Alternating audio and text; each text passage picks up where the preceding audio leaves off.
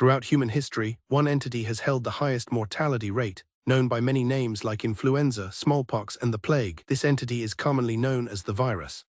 A divine being admires a shining orb of light, remarking on what a fascinating individual she has managed to secure.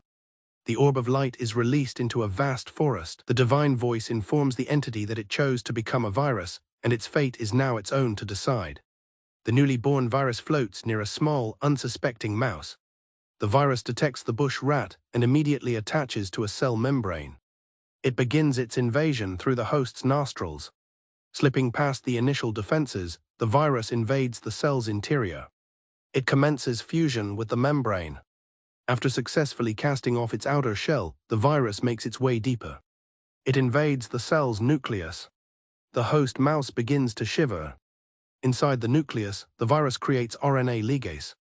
It successfully replicates its own RNA sequence.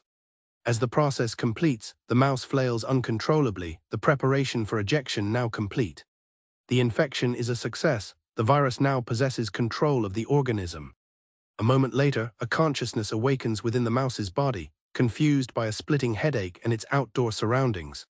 Feeling that its perspective is off, the consciousness notices a puddle of water.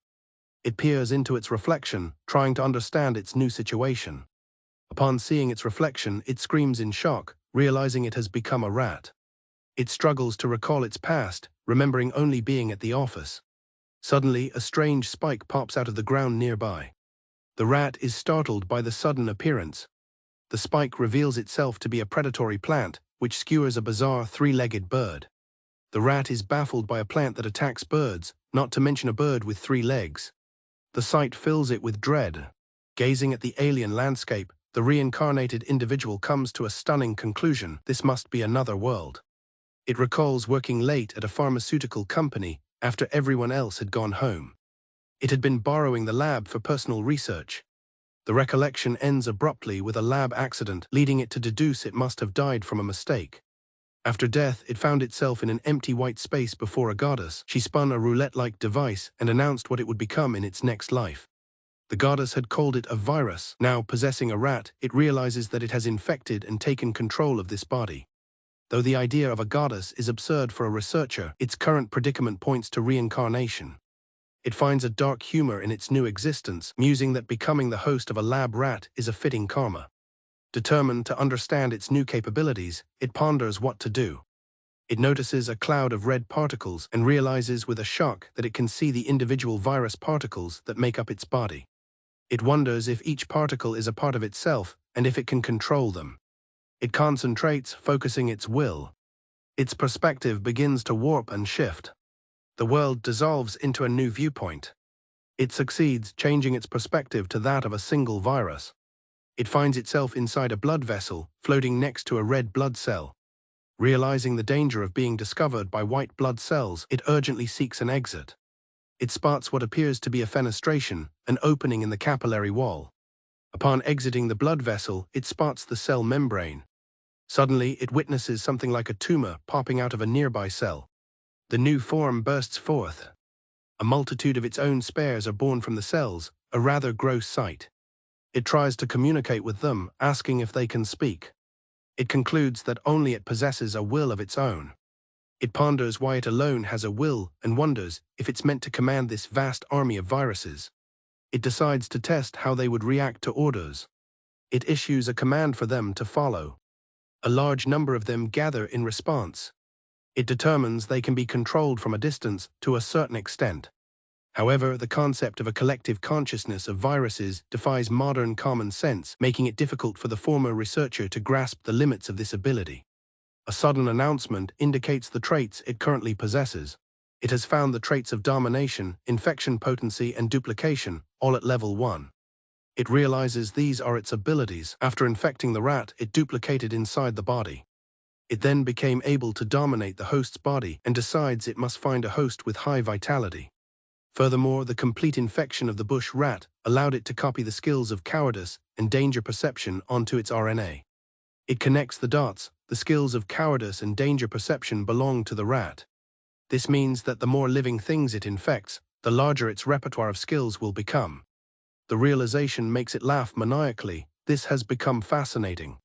Depending on how it uses this ability, it could evolve into the most sinister living being in history, a feat unheard of in the modern world. It decides it must affirm this potential at once. It pauses, wondering if its ability also works on plants. Deciding to try it out, it infects a nearby flower. It is pleased to find that it works, obtaining the skills fever alleviation and pain relief. It notes the convenience of these new skills. A gust of wind blows by, spreading some of its particles. This causes a secondary infection on another plant. It waits to see what ability it will get next, but there is only silence. When no skill acquisition announcement comes, it speculates that its infection potency might be too weak to gain skills from secondary infections and resolves to research this further. Suddenly, the newly infected plant lunges, startling the rat. Despite its weak host, it's certain that its new form holds unimaginable potential. It reflects that on Earth, smallpox spread as a human illness 10,000 years ago, but in this world it is the origin itself. The irony of a virus researcher being reincarnated as a virus is not lost on it. Finding its previous life boring, it decides that if it keeps increasing its viral abilities, this new life will be just right. With newfound purpose, it declares its goal to become the source of a new pandemic and ensure complete dominance. It wonders if humans even exist in this world. Its danger perception skill activates. A sudden chill runs down the rat's spine. A menacing wolf appears from the brush. Its glare is fixed on the rat. Realizing the danger, the rat knows it must escape. However, its cowardice skill activates, freezing it in place. The virus panics at the terrible timing of the skill's activation. It is left paralyzed and helpless before the slobbering predator. It seems its new life as a virus is about to come to a swift and brutal end. Elsewhere, the goddess watches the scene unfold with a knowing smile. The goddess chuckles to herself, observing the approaching wolf. She muses that the one who thought they chose to be a virus might have, in fact, been chosen by virus instead. In a dimly lit laboratory, two colleagues discuss the man who would become the virus. One wonders what he plans to do, staying in the lab all day. The other reveals he was researching a new species of virus, expressing concern about its safety. They described him as awkward and quiet, someone best left alone. These memories from his previous world surface in the virus's consciousness, a past it would rather not remember now that it has been reincarnated. The virus recalls its current situation. It was eaten by a wolf along with its rat host. It wonders if this is the end of its interesting new life, contemplating the dull prospect of reincarnating as a human, only to repeat the same monotonous work. Refusing to accept such an end, the virus decides to fight back. It declares that the wolf forced its hand and activates its infection potency trait, issuing a command to all of its clones that were consumed. The virus commands its clones to spread throughout the wolf's body via the blood vessels to take it over. Using its duplication trait, the virus orders them to exploit the wolf's own cells to multiply. It is confident the host will be overwhelmed by their sheer numbers. The wolf jolts, confused by the internal assault. The virus senses that the infection is almost complete. With the time now ripe, it activates its domination trait to seize control. Its perspective is now higher than before, and it receives notifications of newly obtained skills, ferocity, stamina, and agility. A foul taste in its mouth makes it realize what it's tasting. It is relishing the remains of its former rat host. The virus triumphantly confirms that it has successfully taken over the wolf's body. It is astounded that its last resort actually succeeded. This success is recognized as a huge discovery. A profound realization dawns. As long as it can infect a new living organism before its current host dies, it will never truly die. This means perpetual youth and longevity are not an overstatement. It has achieved a form of immortality. This new potential is fascinating, and it dashes through the forest in its new wolf form, searching for other organisms to infect. However, it finds it difficult to encounter any other living beings. Feeling full of energy, it understands how high-tier its new wolf host is, as other animals dare not approach. Still, it finds it boring to inhabit a creature from its past world. It wishes for something more unique, like a fantasy creature such as a dragon or a goblin. As if on cue, the wolf stops in its tracks. It is surprised to see a group of actual goblins emerging from the woods. The sight of goblins confirms that this world is like the fantasy novels from its previous life. It sees them as a new species to hijack, but as it steps forward, it comes to a sudden stop. A voice calls out, belonging to a figure confronting the goblins. A young girl, declaring herself a rookie adventurer, stands her ground, vowing not to be defeated. The virus inside the wolf is stunned to see a human. The virus, from its vantage point within the wolf, watches a human girl fend off a goblin. It observes her worn-out equipment and exhaustion, deducing she's not from the modern world like it was. While the girl is clearly struggling against the energetic goblins, the virus sees this as a perfect opportunity.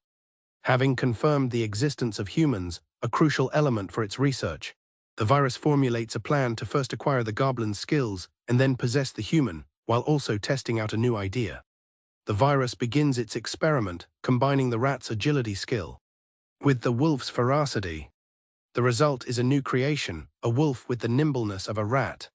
Feeling light and surprisingly calm due to the ferocity skill, the wolf hybrid decides to immediately test its new powers.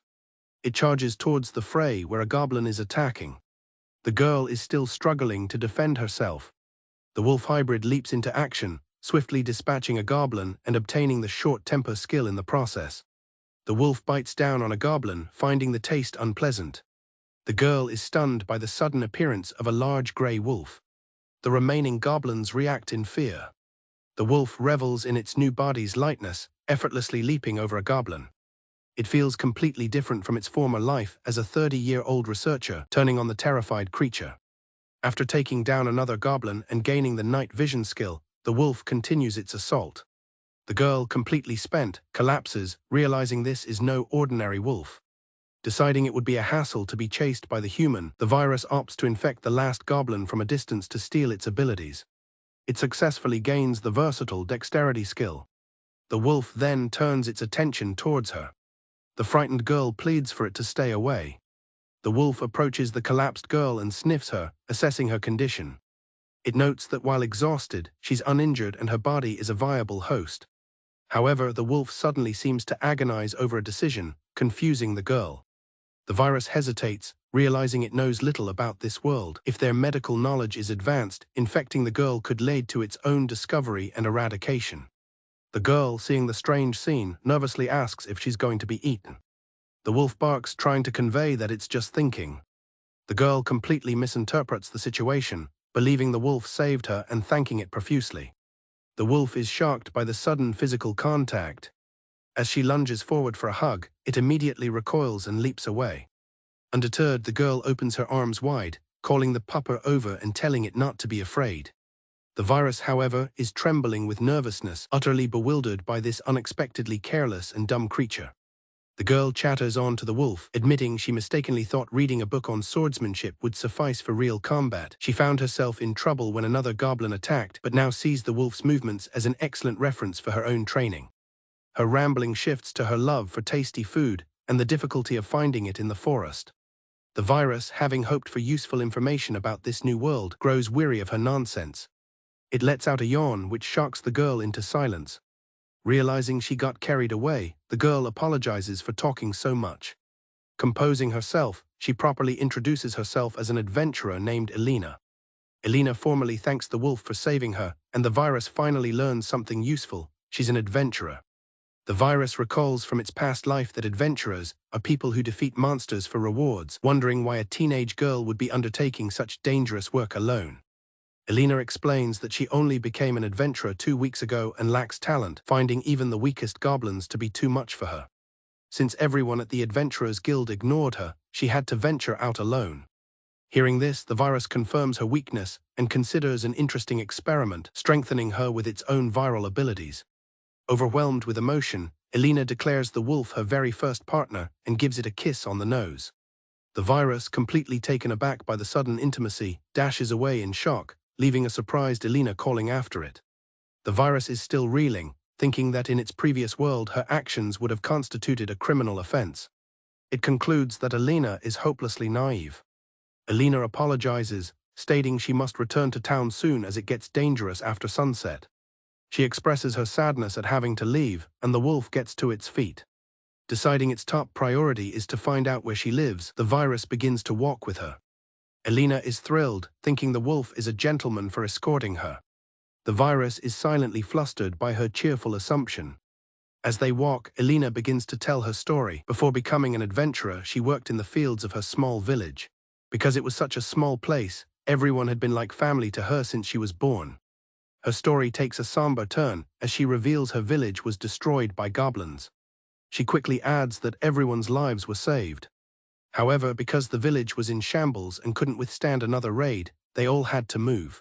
Elena's demeanor shifts as she passionately declares she won't give up on becoming an adventurer, as she is determined to become strong enough to protect everyone from her village herself. She adds that while she may look weak, her time doing fieldwork has given her physical strength.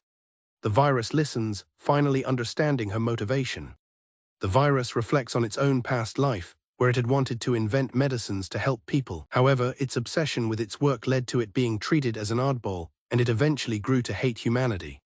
It realizes that while Elena was also outcast, she continued to move forward unlike itself. After some time walking, Elena announces their arrival. She turns to the wolf and tells it that this is where she lives. As bells chime in the distance, Elena gestures towards a large, walled settlement nestled between mountains, introducing it as the town of Faust. Elena remarks on the impressive size of the town, though she admits she still doesn't know her way around. The virus is taken aback by the town's scale. It observes that the architecture is unlike anything from its previous life. Elena wants to invite the wolf to an inn to thank it, but she hesitates. The virus understands that a monster entering a town would cause trouble. Elena misinterprets its pause and encourages it to go on ahead. Elena gives a heartfelt farewell, promising to never forget its kindness and hoping they will meet again. The wolf barks in response as she departs. Waving goodbye, Elena heads down the path toward the town. The virus watches her go. It reflects that it has been a long time since it last spoke with someone. The virus considers that they might meet again if Elena continues as an adventurer. This sparks a brilliant idea. It could become an adventurer too. It would be the perfect way to travel, interact with various creatures, and acquire new skills. The virus realizes its current wolf body is a major problem, and that it needs a healthy, inconspicuous form. It dismisses taking over Elena, as her talkative nature would make impersonation impossible. The idea of using a corpse is also quickly rejected as an unpleasant and uncertain option. While scouting for a new body, the virus spots a group of goblins. Though it wants new skills, securing a human form is its top priority. Its attention is piqued when it overhears the goblins mention encountering humans in the forest. The goblins appear to be humanoid monsters. This gives the virus an idea. It could take over a goblin and disguise it to enter the town. It considers giving it a shot but hesitates, knowing that facing 5 of them at once would be risky. Suddenly, the virus realizes one of the goblins is already infected. It's the same one that ran away when it saved Elena. With its clones already inside the goblin's body, a takeover should be much easier. The virus pauses, realizing it's not sure how to initiate the hijacking process. It recalls taking over the wolf by being eaten along with a mouse. It considers intentionally letting the goblins eat it. It grimaces at the thought of repeating the unpleasant experience but resigns itself to the possibility. It remembers being able to shift its perspective into one of its viral cells just by focusing. Since every virus is a part of itself, it theorizes it can move its consciousness into any of its clones, infecting another organism. The virus concentrates its will, focusing on the clones residing within the targeted goblin. The goblin stops in its tracks, looking suddenly confused. The goblin's body begins to contort and seize as the virus's consciousness takes control from within. The takeover is a success, and the goblin's face morphs to resemble the virus's own distinct features. The other goblins watch in alarm. From its new perspective as a goblin, the virus found the appearance of its kin surprisingly menacing, a thought it never had as a virus. Its intense gaze unsettled one of the other goblins, causing it to flinch in fear. The virus demanded a bag from a female goblin. It realized that by taking over the goblin's brain, it had also gained a basic understanding of their language. The goblins seemed to be thanking it for saving her from a wolf attack. The female goblin offered it a calming herb. Touched by this unexpected kindness, the virus accepted and ate it. The thought of the wolf attack reminded the virus of its former host. It spotted the wolf nearby, looking confused as its original consciousness had seemingly returned. The moment of peace was short-lived. As the wolf's ears twitched, its attention now fixed on the group of goblins. With a ferocious growl, the wolf charged. The goblins panicked and fled. The virus found running difficult with its new feet and decided to take action. The virus activated its skills, spreading the effects among the other goblins. It bolstered their physical abilities with stamina and agility. Empowered by the virus's abilities, the goblins became incredibly swift, easily dodging and outrunning the surprised wolf's attacks. Having escaped to safety, the goblins caught their breath while the wolf barked from a distance. They celebrated, amazed that they were faster than the wolf, all thanks to the virus. The virus made a huge discovery. Its symptoms and skills could manifest in other creatures it infected, a fact that could be highly useful. Still full of energy, the group continued on their way, with the virus finding the experience quite interesting. Soon, they arrived at a cave that served as their home. Inside the cave, the virus noted the shabby and impoverished conditions of the goblin nest. The returning goblins worriedly whispered that their small amount of prey would make the boss angry. The group approached their leader, an imposing hobgoblin who immediately chastised them for being late. The hobgoblin looked at the meager prey with disgust, while the virus identified him as a hobgoblin. A goblin explained that they couldn't win against humans, but the hobgoblin ordered them to attack human villages anyway. The virus observed the hobgoblin's powerful build, thinking it could easily pass for a human if disguised. The leader's patience snapped, and he violently struck one of the goblins. He roared that he was hungry and called them a useless bunch. The hobgoblin angrily told his subordinate to find food himself. The virus realized the hobgoblin had taken the bait. Seeing its chance, the virus provoked the hobgoblin, calling him a lazy, spoiled child and preparing to infect him. As the enraged hobgoblin approached, the virus detected he had virus resistance, meaning it only had a very short window to infect him. The virus is shocked to discover the hobgoblin has a resistance to its infection, causing a delay. The hobgoblin seizes the virus's current host, lamenting that their nest won't last long against the orcs. The virus speeds up the process, having no more use for its current host. It commences duplication inside the hobgoblin's body. As the hobgoblin declares he'll leave the others to be eaten, the hijacking is successful. Now in control, the virus threatens to eat the hobgoblin's original consciousness first, causing the body to shiver. It releases its former host, dropping the limp goblin to the ground. The other goblins watch in confusion, questioning their leader's strange behavior. The hobgoblin's demeanor shifts dramatically. The goblins are completely bewildered by this sudden change in their leader. He beams at them, announcing that he has changed his mind and that they are all friends who should get along. By taking over the hobgoblin, the virus obtains a set of powerful new skills. The virus is thrilled with these combat-oriented abilities, but an emergency suddenly arises. A goblin scout rushes in with a panicked warning. A formidable group of orcs has appeared outside the nest. The orc leader declares the land belongs to them and demands the goblins leave. The goblins tremble, realizing the vast difference in strength. The virus reflects that while it understands the previous hobgoblin's feelings, it would normally leave these folks behind. However, with its infection ability, this is a prime opportunity. This sheer number of living organisms is the perfect testing ground for its different abilities. The virus notes that the goblins are too scared to be useful. It decides it needs to play the role of an inspiring leader and give a rousing speech to fire them up. The virus, as the hobgoblin, gives a speech, telling the goblins they are strong. It urges them not to be cowards and to protect their own home. Confident the message was received, it unleashes its power. The virus activates multiple skills to bolster the goblins. It realizes that its infectivity skill cannot activate all useful skills simultaneously. The virus decides the current skills are enough for now. The goblins' bodies begin to transform, growing larger and more formidable. The virus is surprised by the dramatic change, while the transformed goblins feel powerful and great, attributing the change to their leader's support. The virus is relieved that they are simple-minded enough to not question the sudden transformation.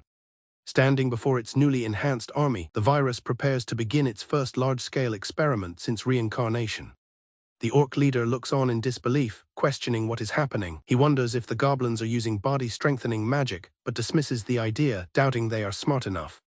The virus, in its hobgoblin form, observes that the two sides are now equally matched, not just in numbers, but in physical strength as well. As the virus infects the orcs, it is flooded with a variety of new symptoms. It realizes that gaining duplicates strengthens these symptoms. By continuing to infect the orcs, it muses that it could become nearly invincible. An orc marks a weakened foe, asking what happened to its earlier vigor. Unfazed, the hobgoblin retorts that despite their new appearance, they are still just goblins and no match for the orcs. With a powerful swing of his sword, the hobgoblin effortlessly brings his weapon down. He cuts down the taunting orc in a single brutal strike. The goblins are stunned that their leader defeated an orc in one hit. The orc leader is shocked by the attack's speed. The virus notes that its dexterity skill allows it to handle the sword with ease. Instead of feeling scared, the virus is getting fired up for the fight. It's gaining a host of powerful new symptoms, including tenacious, strong arm, natural healing, willpower, pain suppression, and frenzy. The virus reflects that since orcs are higher-ranking monsters than goblins, it's acquiring many great new abilities. With the virus's buffs spread throughout the goblin ranks, the orcs are no match for them. The battle quickly turns, and the virus discovers even more symptoms like physical manipulation and fatigue recovery. In a panic, the orc leader orders his men to bring him the creature they captured the day before. One of his subordinates hesitates, warning that it's still untrained and might attack them too. The leader angrily dismisses the concern, refusing to accept that an orc could ever lose to a goblin. As the orcs begin to suffer from fatigue and anemia, the tide of the battle continues to shift. The virus notes that since they're already infected, it can develop negative symptoms within them as well. It relishes this godlike power, viewing it as divine punishment for their greed. Feeling it would be rude to prolong a fight that's already won, it decides to end things. Suddenly, a loud boom echoes through the area. The goblins are startled, wondering about the source of the thunder on a clear day. They look towards the forest, where a bright light signals that something is approaching. From the trees emerges a massive, glowing bear, led on a chain by an orc. The goblins are terrified, realizing this massive beast was the source of the thunder. The goblins identify the creature as an electro-bear, a beast that harnesses the power of electricity. The orc leader points at the goblins and commands the bear to eat them all. The creature seems to pause, its handler looking on with confusion. The orc leader yells that the beast isn't trained, just as it unleashes a powerful electrical discharge, turning him to charcoal. Witnessing this, the goblins panic and suggest they run, but the virus is intrigued by the orc's prideful last resort.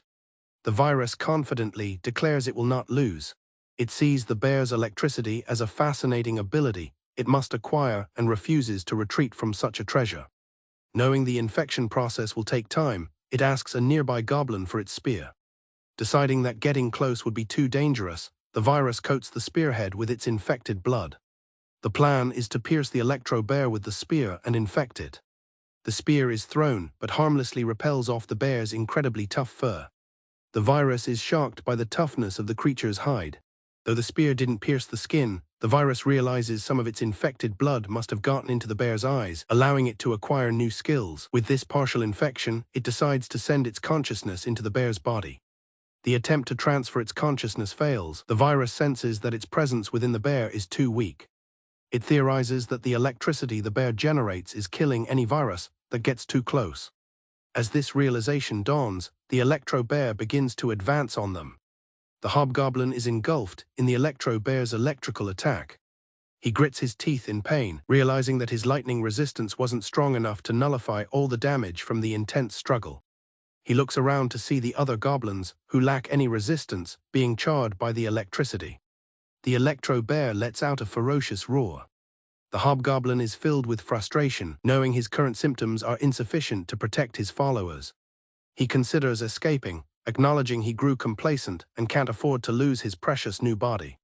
A moment of weakness flashes through his mind as he contemplates using the other goblins as decoys. However, as he looks at the terrified goblins, his resolve hardens. Throwing logic aside, the hobgoblin charges directly at the electro-bear, tackling it head-on as the beast sinks its massive teeth into his arm. The hobgoblin curses his own illogical actions as the bear's jaws clamp down. The smaller goblins watch in horror, crying out for their leader. The bear's immense strength renders his right arm useless, but he's still in the fight. He recalls his plan. An airborne infection is impossible as the electricity kills the virus. But he gambles on the possibility that the electricity is only skin-deep, hoping to infect the bear by letting his blood flow directly into its bloodstream.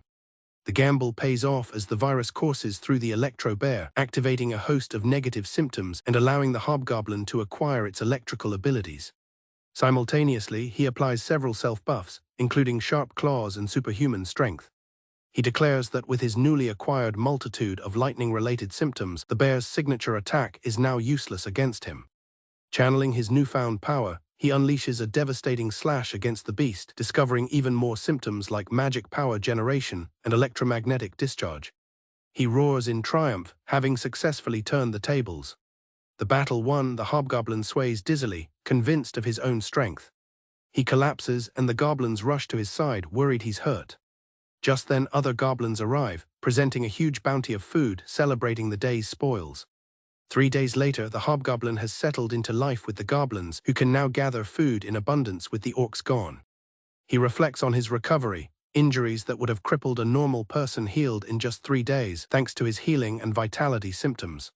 He has also deactivated the goblins' mutations to avoid attracting human attention, and they offer him food. The goblins swarm him with affection, insisting he eats.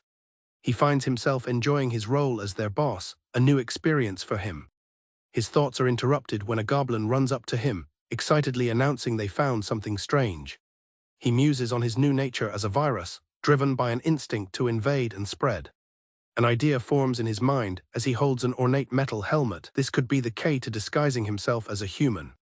The goblins gather around their leader, sadly asking if he is really sure about leaving. He squeezes his arm, apologizing for his departure. As he puts on a heavy helmet, he finds the clothing of this world difficult to wear.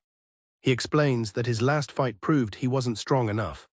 Therefore, he is going on a journey in order to improve himself. The goblins plead for him to stay, believing he is already strong enough. He reflects on his unexpected attachment to the goblins, comparing it to leaving a pet behind.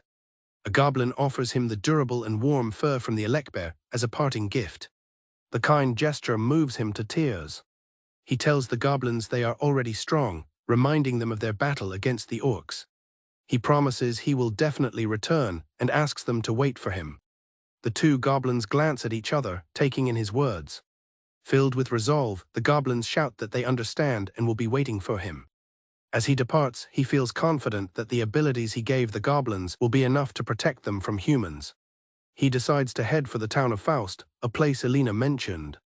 He realizes that even if he met Elena again, she wouldn't recognize him in this form. He thinks that becoming an adventurer might give him an opportunity to talk to her again.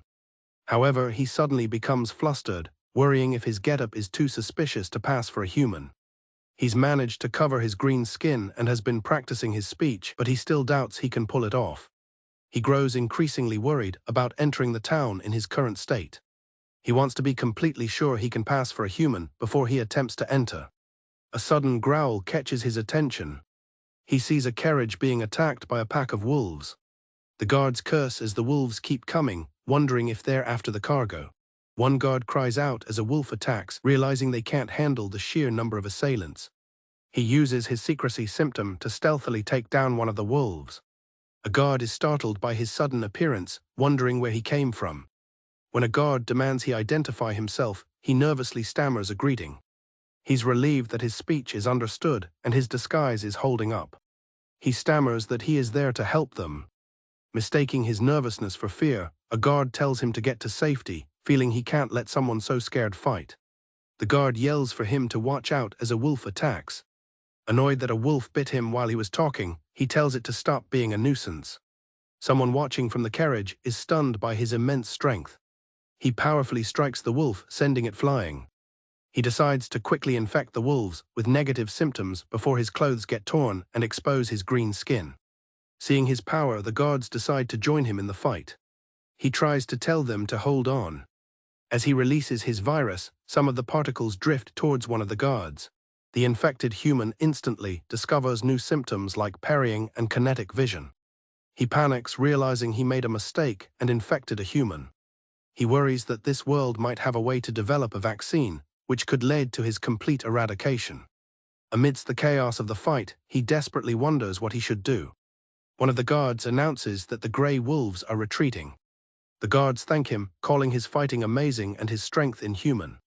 One of the guards asks if they could see his face. Caught off guard by their questions, he stammers, unable to answer. A man steps out of the carriage, exclaiming how much he helped them. He expresses his sincere gratitude, saying he isn't sure what would have happened otherwise. The disguised hobgoblin is surprised, realizing this must be the person from the carriage. The guards check on the man, Roy-sama, and report that the cargo is safe. He catches his breath, realizing he didn't need to run from the assassin, as he had already infected his pursuer, giving him the advantage in a fight. Completely exhausted from the ordeal, he decides his first priority is to look around the city and find an inn to rest. As he walks, he marvels at the different races of this new world. He is intrigued by the potential new symptoms he could gather from them. However, his search for lodging hits a snag when a doorman at a 3-star establishment rudely dismisses him for his suspicious and dirty attire. A cat person employee also nervously agrees, finding him too shady to allow inside. At another inn, an elf innkeeper states that while appearances don't matter, those who cannot pay are out of the question. Lacking any money, the virus offers to sell some items, but the innkeeper bluntly refuses, accepting only cash. Dejected, he laments how difficult the civilized world is. The innkeeper offers a piece of advice, suggesting he could sell his fur at the Adventurers Guild. He adds that if he returns with some money, he'll be allowed to stay, even if he's a bit short. Surprised by this kindness, the virus realizes there are decent people here after all. He makes his way to the Adventurers Guild. Upon entering the guild, he's surprised to find it has a lively, bar-like atmosphere. He compares the rowdy scene to a bar on a Friday evening. He observes that it's a clever business model to provide a place for adventurers to relax and spend their earnings immediately after getting paid. He briefly considers spreading his virus, but decides it's better to understand the city first. Feeling out of place under the stares of the other patrons, he resolves to quickly sell his fur and leave. Just then, a cheerful receptionist waves him over to the counter. He approaches her and confirms that it's his first time here and that he has fur to sell.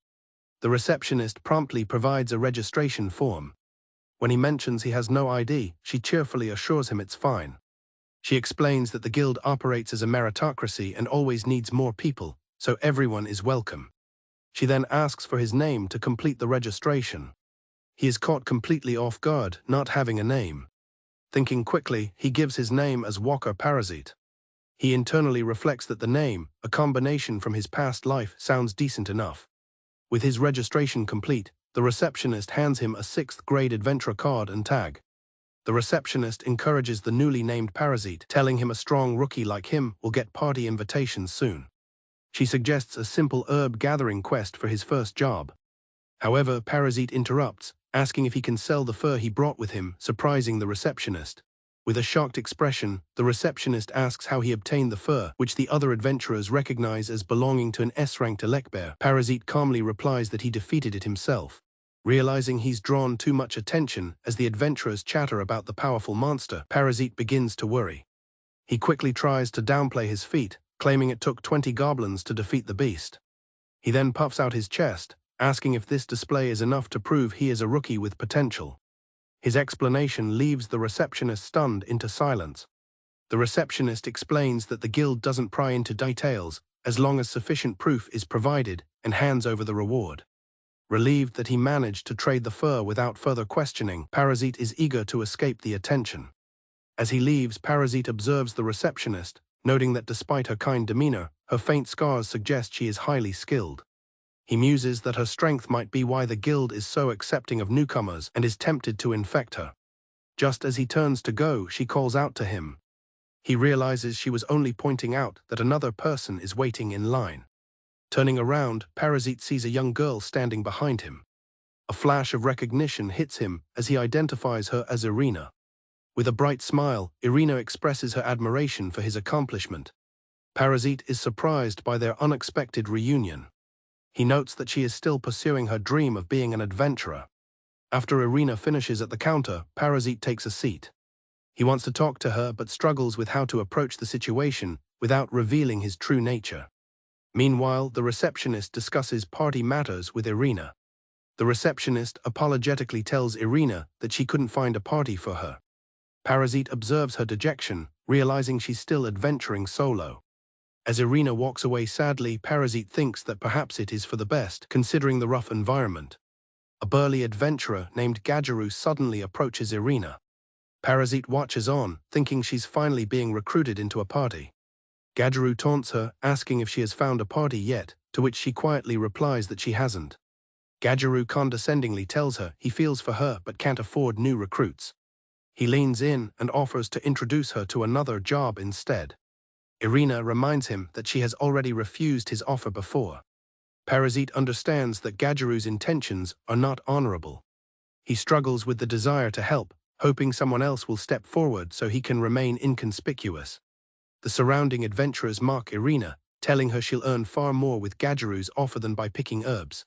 Parasite is disgusted that no one is coming to her aid. Gajaru grabs a frightened Irina, trying to force her to comply. She screams for him to stop and release her. She remembers her vow to become a great adventurer who can protect everyone. Parasite intervenes, telling Gajaru to cut it out.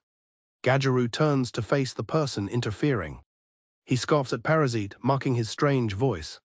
Gajaru glares menacingly, warning the outsider to stay away or get hurt. Parasite quickly lies, claiming to be Irina's party member. Irina is stunned by his declaration. Gajaru wrongly assumes Parasite is in the same line of business. He shoves Parasite, telling him to beat it since he found her first. Parasite grabs Gajaru's arm and sternly demands he apologize to Irina. Struggling against the powerful grip, Gajaru boasts that his strength is superior. Parasite uses his electromagnetic discharge ability, incapacitating Gajaru instantly. Gajaru's party members cry out in alarm as he falls to the ground. The party's mage is shocked to discover that Parasite is a lightning user. Believing himself to be the fastest spellcaster in the guild, he prepares to attack. He wonders how Parasite managed to use lightning magic without an incantation. The beastman lunges forward, confident in his close-range advantage. He stabs Parasite, but is shocked when his opponent doesn't even flinch. Parasite delivers a crushing blow, ending the fight. With Gajaru's party defeated, the guild falls into a stunned silence as everyone tries to process what just happened. Parasite immediately regrets his actions, apologizing for causing a disturbance. The receptionist whispers an apology for the trouble he caused. He quickly dashes out of the guild. Irina runs out of the guild and calls out to him, expressing her gratitude.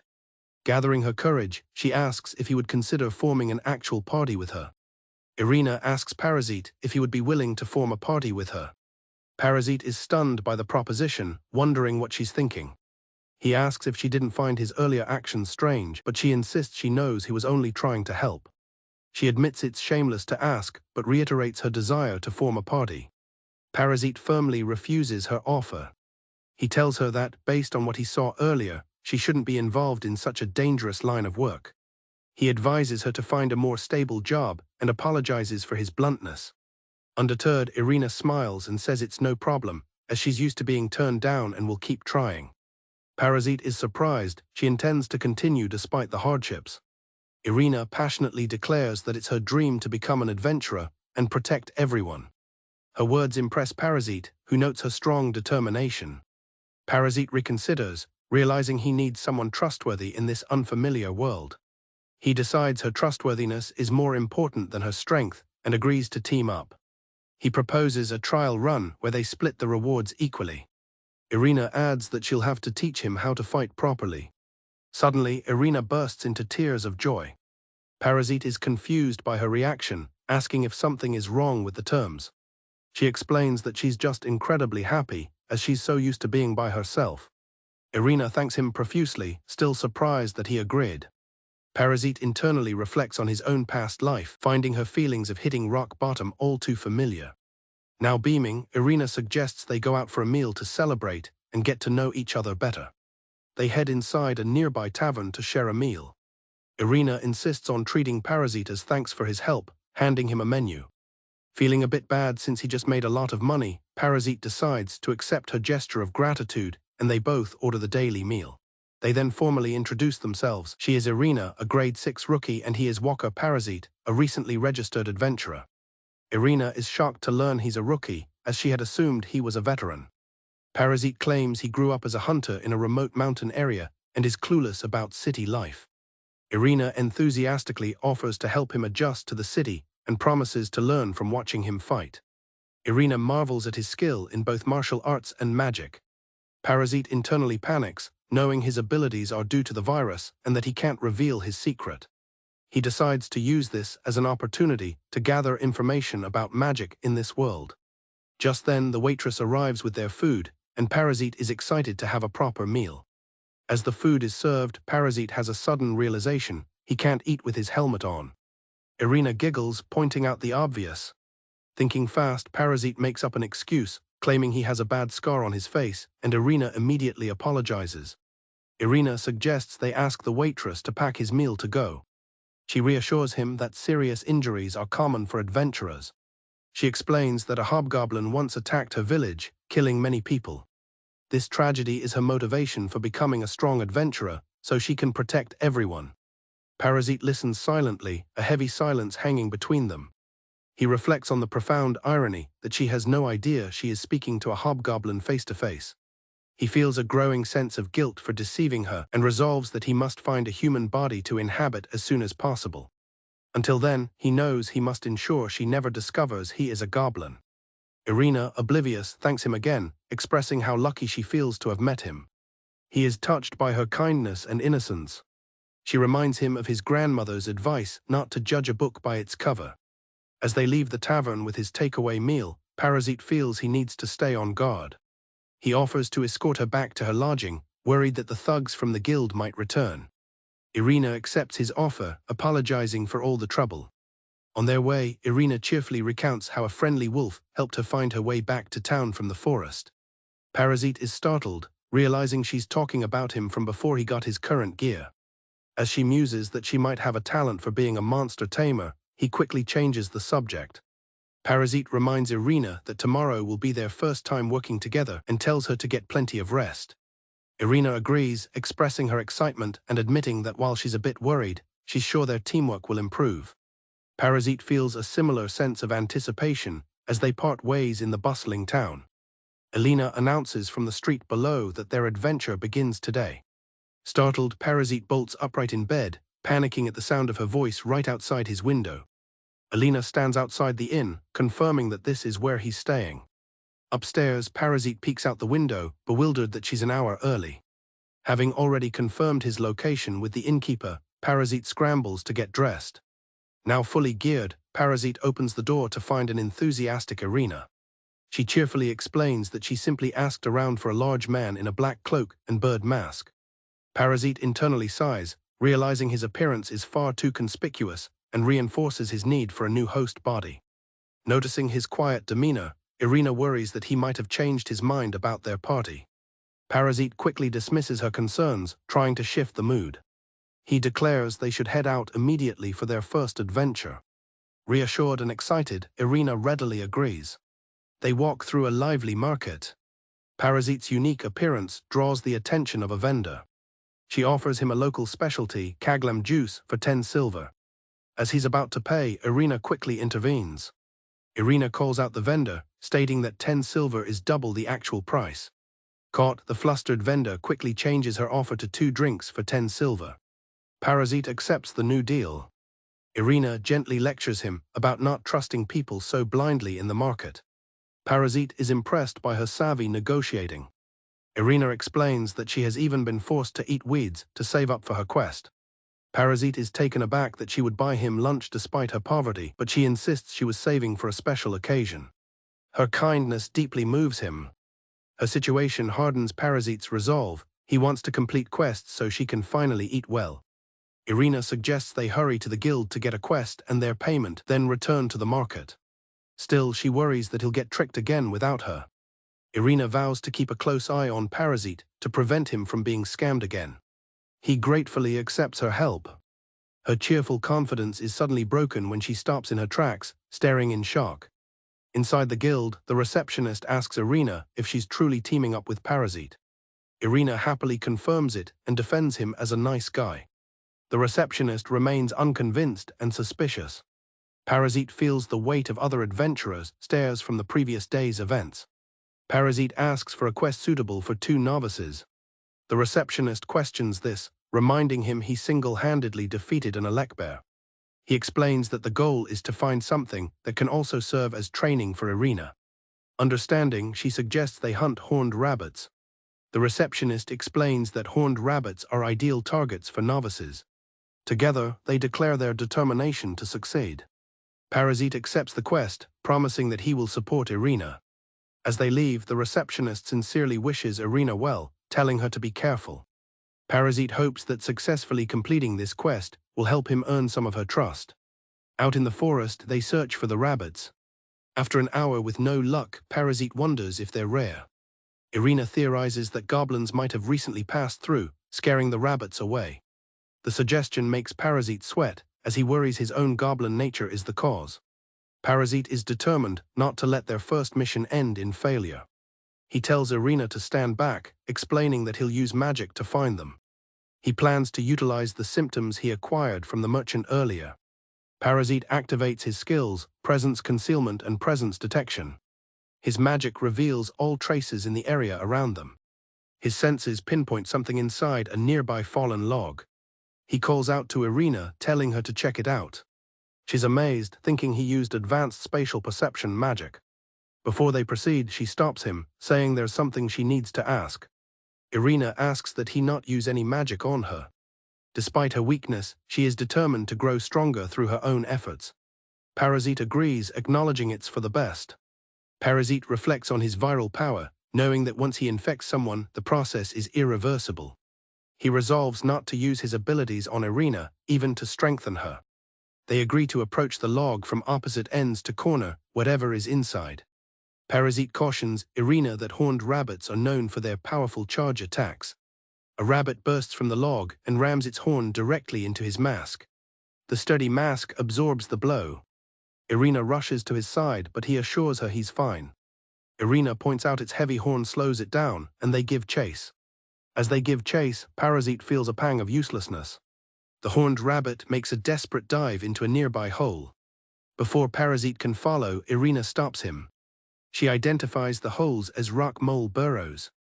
Irina explains that rock moles are monsters that cover themselves in an armor of solidified soil. Parasite decides he will handle the rock moles. He asks Irina to focus on catching their original target. Irina nervously agrees, promising to at least keep the rabbit busy. Parasite is confident in his strength. He analyzes the abilities of both the rock moles and the horned rabbit.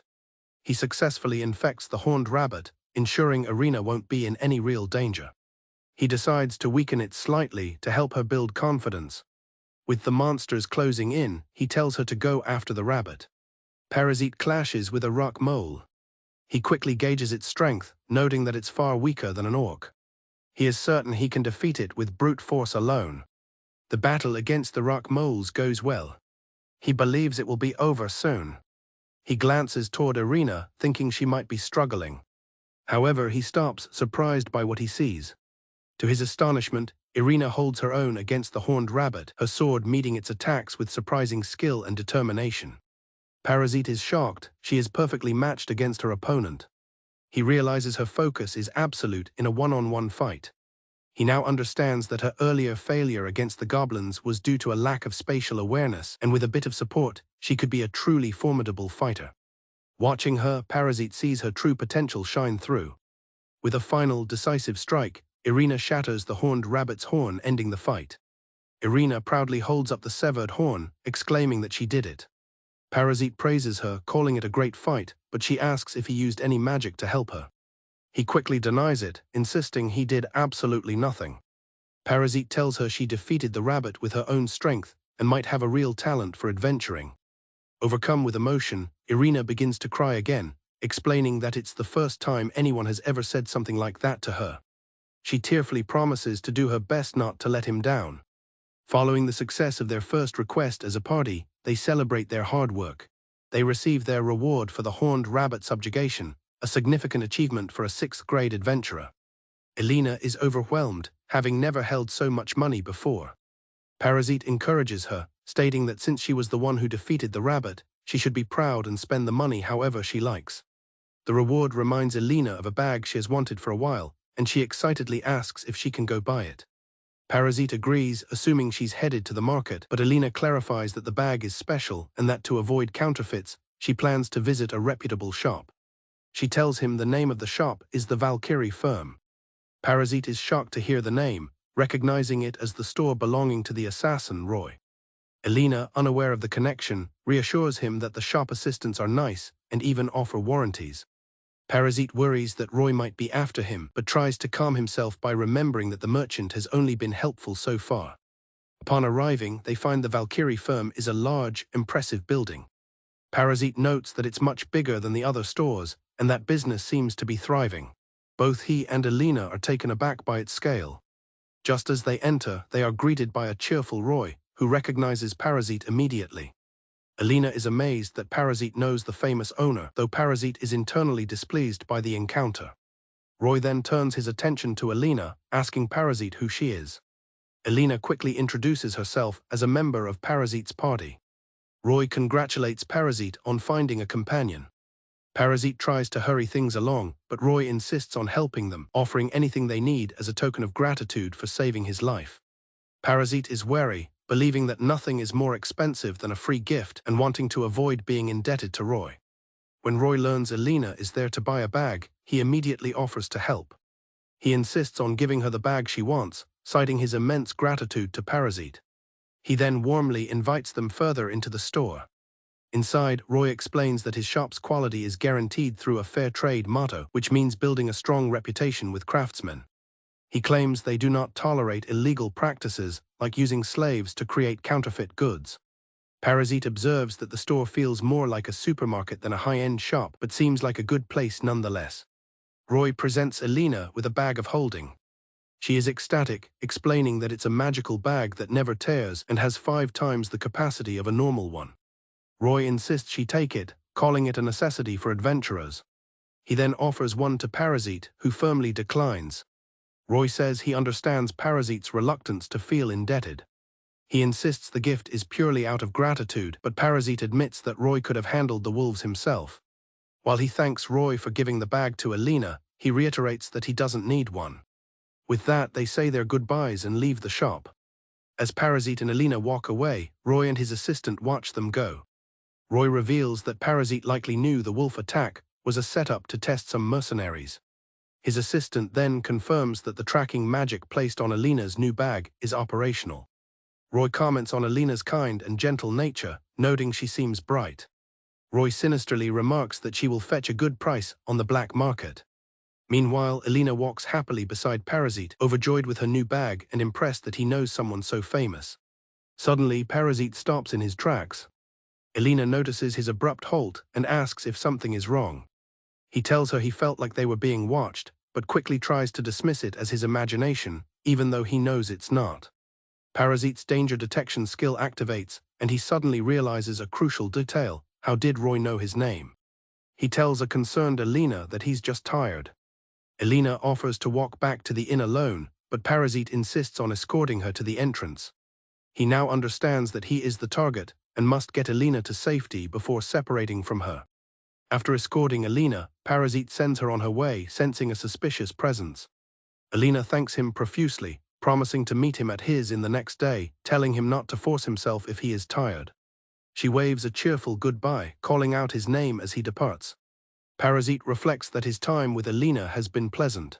This realization strengthens his resolve. He must ensure she is safe from the men at the Valkyrie firm. As she walks, Alina feels insecure about her qualifications to be in a party with Parasite. Determined not to feel down, she resolves to train harder to pull her own weight. She is suddenly startled by a hand reaching for her. The next day, Parasite feels tired after watching Roy's goon all night. He notes that Alina hasn't appeared long after their agreed meeting time. Thinking she might have overslept, he decides to head to her inn to check on her.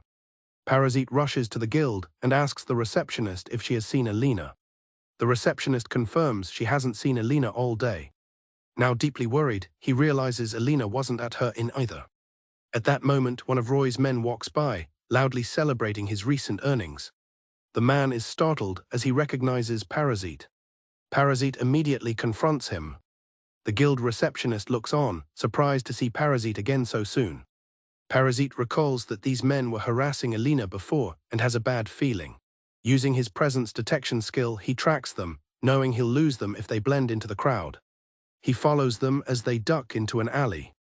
Parasite strikes without hesitation. The man realizes with terror that Parasite's killing intent is genuine this time, unlike their previous encounter. He cries out in pain as Parasite activates his electrocution symptom.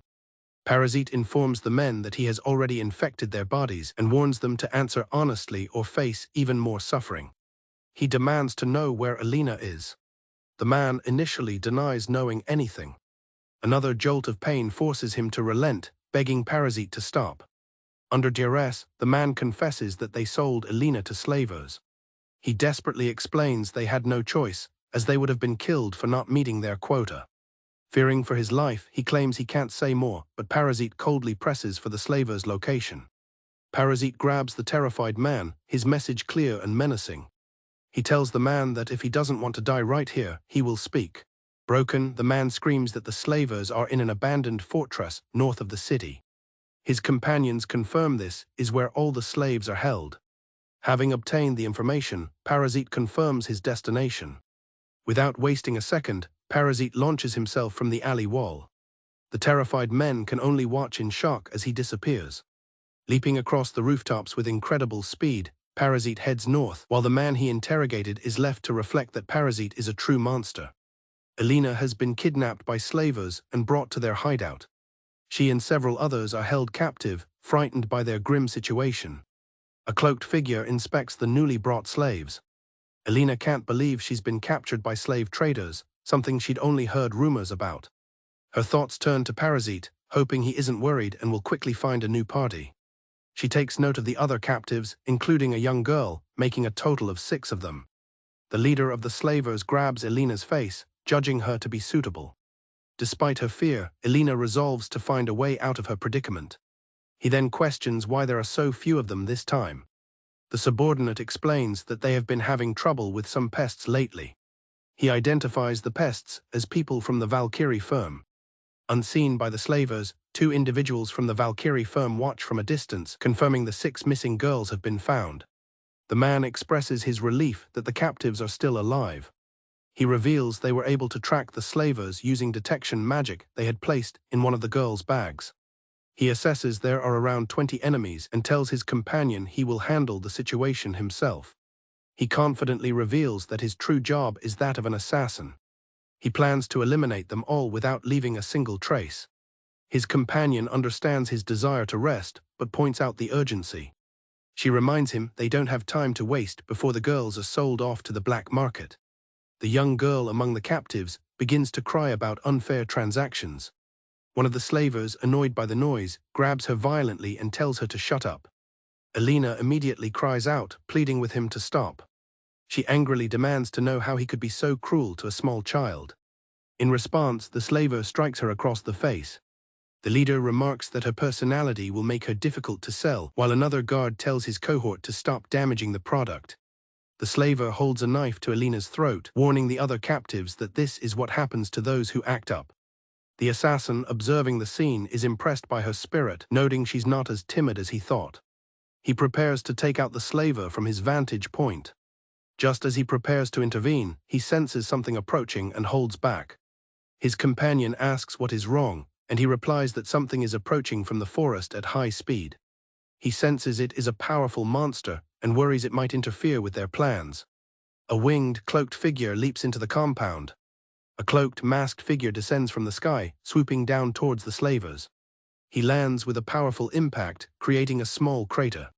The slavers are stunned, wondering who just fell from the sky. The slaver holding Elena is distracted, and she looks up with tears in her eyes, recognizing the figure as Parasite. Without a moment's hesitation, Parasite lunges forward and grabs the face of the man holding Elena hostage. The slaver is terrified by the newcomer's immense strength. Seeing an opportunity, another slaver stabs Parasite in the back. Elena cries out his name in terror. The blade sinks into Parasite's back. However, the attacker is horrified to find that his supposedly lethal blow has no effect. The man he is holding pleads for his life. The slaver's body is instantly consumed by a black substance and explodes, splattering everywhere, causing the girls to scream in terror. Elena, stunned, can only whisper Parasite's name. The remaining slavers look on in confusion. Parasite's power multiplies before their eyes. Standing over the remains, Parasite declares that he will kill every single one of them. One of the slavers, noticing his monstrous limbs, scoffs at the threat, confident that they can easily defeat him together. Enraged, the slaver charges forward, shouting defiance and swinging a massive axe. He brings the heavy weapon down with all his might. The slaver can only stare in disbelief. Parasite catches the blade with a single hand, stopping the attack cold. Parasite unleashes his power, swiftly cutting down his attackers. The remaining slavers, now terrified, realize he isn't human. One of them screams that he is getting out of there. Parasite leaps down upon the fleeing men, continuing his relentless assault. From a safe distance, Walker and his companion observe the one-sided battle. As he dispatches another slaver, Walker reflects on Parasite's brutal side, a stark contrast to the soft-hearted person he seemed to be. He recalls his investigation into Parasite's past, which came up empty, as if he had simply appeared out of the forest. The final slaver feels his body go numb as Parasite's attack lands, and he screams in pain. Horrified by the bloodshed, Elena tearfully begs Parasite to stop, crying that it's enough. Her plea cuts through his rage, and he turns to her. He realizes he has gone too far. Parasite stands amidst the defeated slavers, his fury subsiding. He stammers an apology and promises to free the girls shortly, as Elena reassures the others that he is their ally. One of the younger captives helps pry Parasite's hand from a slaver's face. The other girls still shrink back, calling him a monster. Overwhelmed with remorse, Parasite apologizes to Elena. Elena rushes to embrace him. She apologizes that he had to resort to such terrible violence. Surprised, Parasite asks if she isn't afraid of him, but she replies that after witnessing him fight so desperately for her sake, she could never be afraid. Touched by her unwavering trust, Parasite looks on. He quietly thanks her as he stands over the aftermath of the battle. Unbeknownst to them, a lone slaver had escaped, determined to report the monster to his base. Suddenly, a black spike shoots up from the ground. It impales him, silencing him for good. Walker notes that Parasite is no professional, having left without cleaning up the bodies and revealing his true form. He instructs a shadowy subordinate to look after the escaped girls and ensure their silence. The creature complies, dragging the corpse into the earth. Walker reconsiders his assessment of Parasite, recalling he had initially figured he was a hobgoblin. However, after witnessing his use of mind magic and body transformation, he knows that's incorrect. Though Parasite's motives remain a mystery, Walker believes their interests might align, paving the way for a positive relationship. Deciding it would be good to earn Parasite's gratitude, Walker resolves to clean up the ruins himself. He surveys the carnage left behind, acknowledging that dealing with the mess will take some time. Inside the Adventurers Guild, whispers circulate about the recent events concerning Gajaru and his group. One adventurer notes that they were found dead in an alley, a fact many seem to have been hoping for. He adds a rumor that the culprit was the mysterious figure who had been seen with Elena. Parasite overhears their conversation, his presence startling the men. The adventurers fall silent under his gaze. He is stunned to hear they are dead, as he remembers leaving them alive after threatening them. He reflects on the fact that he did kill many people, even if they were slavers. He feels more eyes on him than usual, assuming people now see him as a monster. A guild receptionist watches him with a concerned expression. To his surprise, the receptionist approaches him with a bright smile, calling out his name. Parasite greets her hesitantly, taken aback by her cheerful demeanor. She excitedly asks if the rumors about him single-handedly driving off slavers and saving young girls are true. Parasite confirms he drove them off, which leaves the receptionist in awe. She expresses her relief, explaining that the case was too complicated for the guild to handle. He realizes the compromising details of the story, like his transformation and the gruesome fight, must have been left out of the rumors. Just then, Elena arrives, chiming in that Parasite is indeed amazing. She greets him with a cheerful good morning. He asks if she is all right, and she assures him that she has no serious injuries and is full of energy. Still feeling insecure, Parasite asks if she truly wants to remain in a party with him. Elena insists she needs to tell him again. She declares that since he fought for all of them, there is no way she could ever hate him. Parasite marvels at her mental fortitude, while Elena notes that his voice sounds better. Elena is glad and hopes one day they can talk without his helmet. He's pleased that his body manipulation modifications were worth it. With their spirits high, they decide to find a new request. The receptionist shows them an E-rank preventative request to suppress some goblins. Upon hearing the word goblins, Elena becomes agitated, recognizing the location as the place she used to live. She insists they must stop them from causing any more damage, like they did to her village. Elena declares that for her, goblins are unforgivable. Parasite tries to reason with her, but the receptionist warns of the potential for a hobgoblin to emerge. Suddenly, Parasite cries out in pain.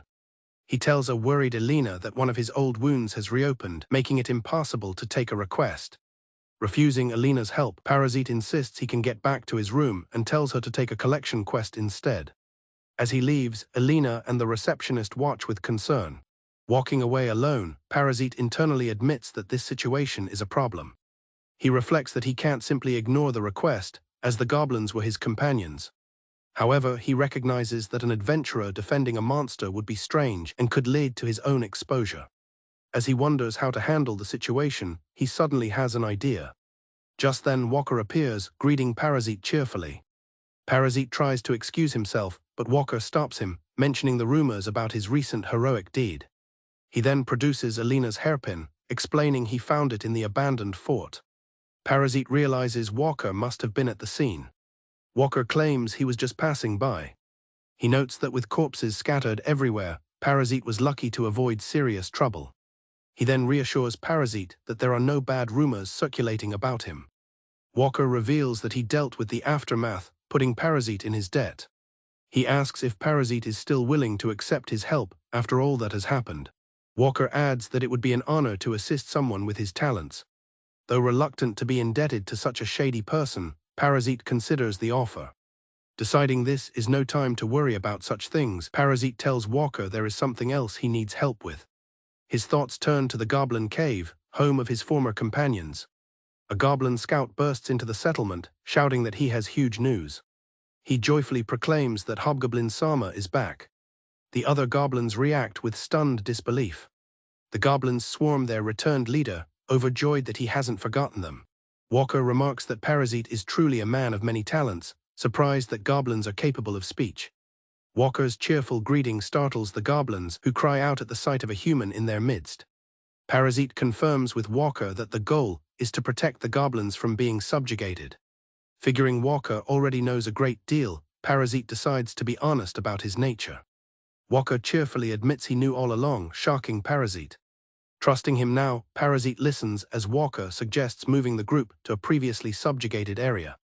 Parasite explains that his people do not want to leave their home. He adds that goblin subjugations are a recurring problem, and moving them might not solve the issue long-term. Walker states that he can't offer protection to goblins under his merchant firm as he would for humans.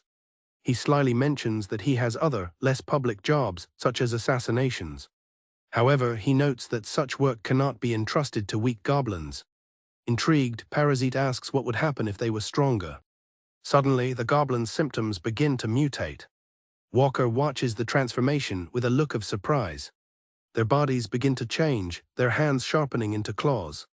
Parasite explains to a bewildered Walker that each goblin has had unique magic cast upon them. He boasts that some are now strong enough to shatter boulders, while others are adept at covert operations. He adds that they also have specialists in medicinal plants and cooking, assuring Walker that they will follow any order given. Parasite eagerly asks Walker for his decision. Walker considers the idea of hiring monsters, realizing they could handle tasks humans cannot. He agrees to take them on for a trial period, to Parasite's delight. Parasite thanks him profusely, and Walker assures him there's plenty of work that can be done without being seen.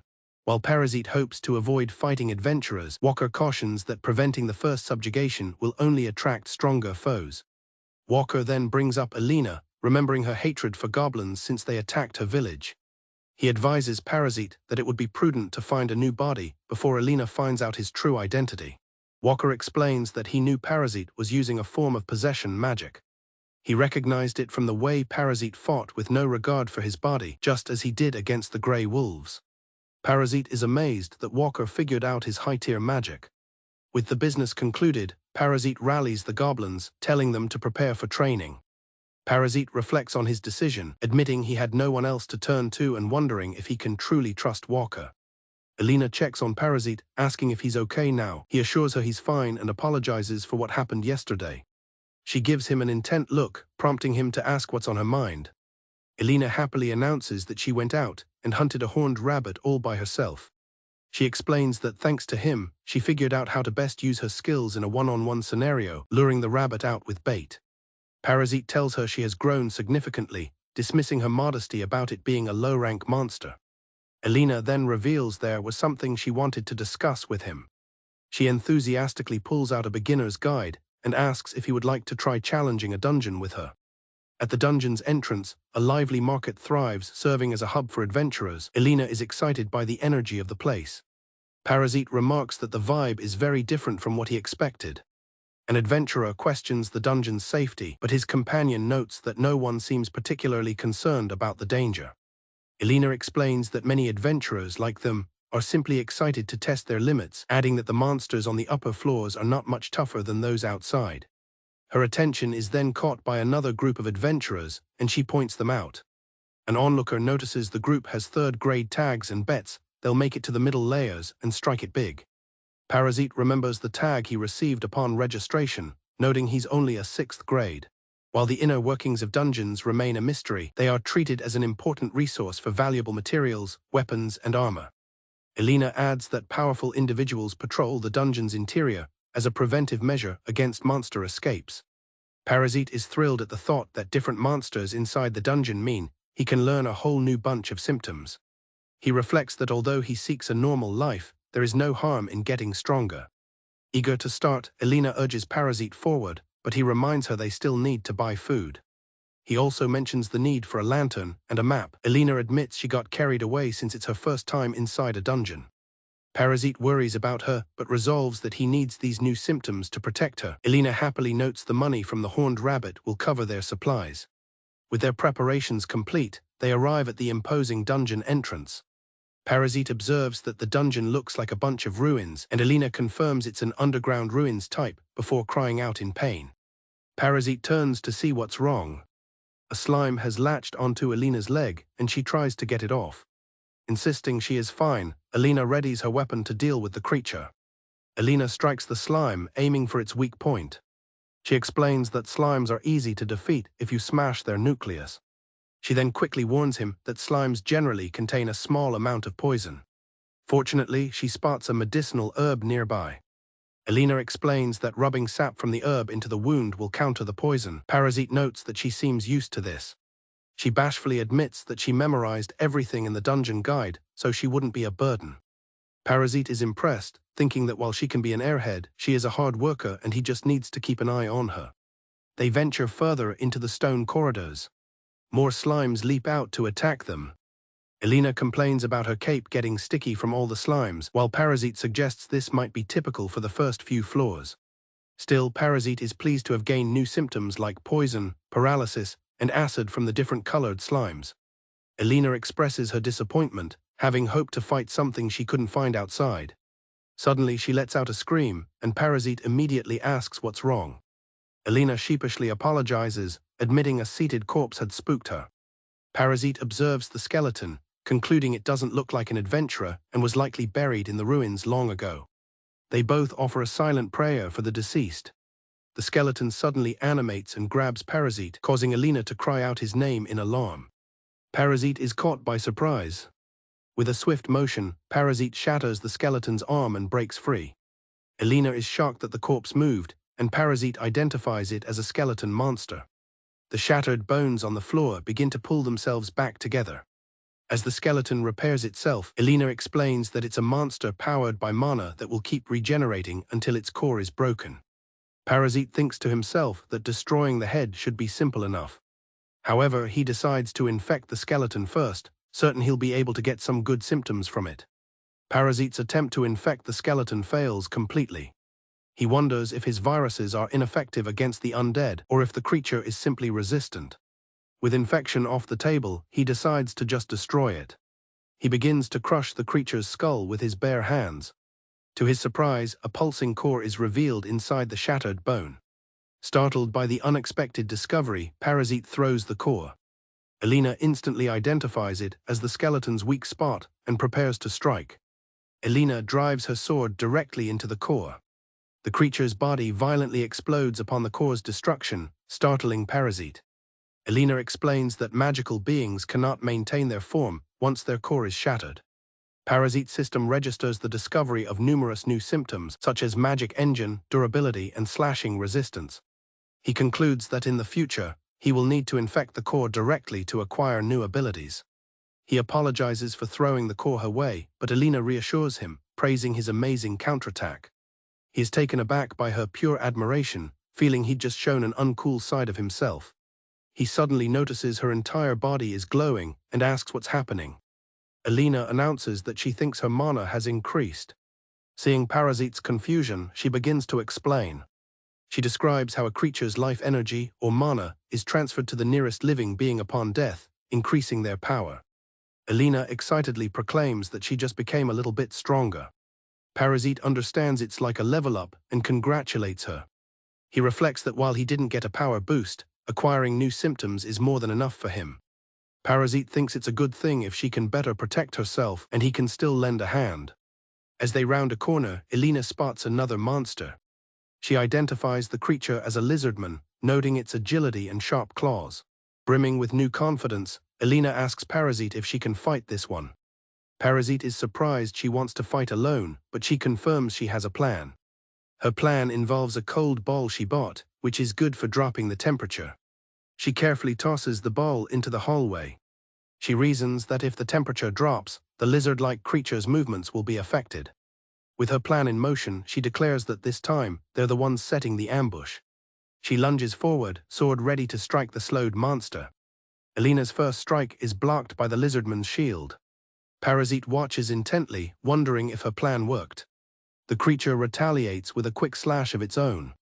She follows up with another powerful strike, landing a decisive blow. The lizardman falls defeated as Alina catches her breath. Alina triumphantly tells Parasite that her plan worked perfectly. Parasite is impressed that she had more than one specific plan. She explains that the surprise skeleton attack prompted her to prepare a plan for every monster on the first 5 floors. She declares that her respect for Parasite is why she refuses to be a burden. Her impressive growth makes Parasite start to think that he's the one dragging her down. With a determined cry, Alina finishes off the last of the killer ants. She stands panting amidst the defeated creatures. Alina rushes over to Parasite, excitedly reporting that the rest of the ants scattered once the queen was defeated. She then notices he's covered in smaller ants and asks if he's all right, but he confirms he's uninjured. Parasite explains that the ants' jaws are too strong to rip off, so it's easier to sever their muscles. Alina cheerfully tells him he can count on her. Internally, Parasite is flustered, thinking this is not at all how he had imagined things would go. He had envisioned a scenario where he would heroically rescue Alina. Instead, he worries that she'll grow so strong that she'll be invited to another party and leave him. He realizes his complacency, having relied too much on his virus abilities, and resolves to regain his footing. Parasite notes how much Alina has grown since they entered the dungeon, just as she begins to glow again. He asks if it's normal for her mana to increase so easily. Parasite suspects it's because her initial mana was very low. Brimming with confidence, she boasts that she can handle any monster up to the 5th floor, prompting a cautious warning from Parasite. Alina continues boasting about her strength. She suddenly stops when she sees Parasite's serious expression. He grimly points, telling her to look over there. Before them is a massive horde of trolls.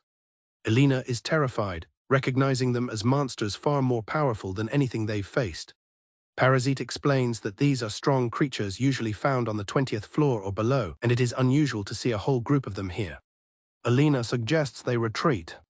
Parasite sees this as a chance to restore his honor and declares that he can easily take them down with his magic. Alina is concerned about him fighting alone. Parasite simply tells her to stay put and watch. He unleashes a swarm of his virus minions onto the unsuspecting trolls. Parasite explains that he'll be unconscious for a while as a side effect. He then collapses, leaving Alina in a state of panic. The trolls, now infected, begin to turn on each other. The virus takes hold and incites chaos within the horde. One troll berates another for being fat before attacking it. The infighting escalates into a full-blown brawl. It then turns its attention to the next pair of unsuspecting victims. The confusion magic drives the trolls into a frenzy, causing them to attack their own kind with brutal force. Parasite's virus minions float amidst the carnage, their work complete. Alina is bewildered by the scene of the trolls fighting amongst themselves. Parasite awakens, exhausted but triumphant. He calmly explains that he used some confusion magic on them, and now they just have to wait for the trolls to finish each other off. Alina is in awe of Parasite's power, amazed that he could cast such a spell on so many targets at once. Flattered, Parasite internally admits that the possibility of friendly fire never even occurred to him. He reflects that he still has much to learn, vowing to follow his mentor's example of combining wit and strength. As they are talking, a large chunk of the ceiling breaks loose and plummets towards Elena. Parasite spots the danger instantly and screams for her to watch out. Without hesitation, Parasite shoves Elena out of the way. The floor beneath them shatters from the force, and they both plummet directly into the chaotic horde of trolls below. As they plummet into the chaotic brawl of trolls, Parasite clutches Elena tightly, realizing the grave danger they're in. He worries about her safety amidst the chaos. Suddenly, a desperate idea strikes him. In a flash, Parasite abandons the hobgoblin body. The host body goes limp, much to Elena's confusion. Elena, still falling, calls out his name. Elena panics, realizing Parasite's host is now unconscious. Before she can react, a massive troll grabs her from midair.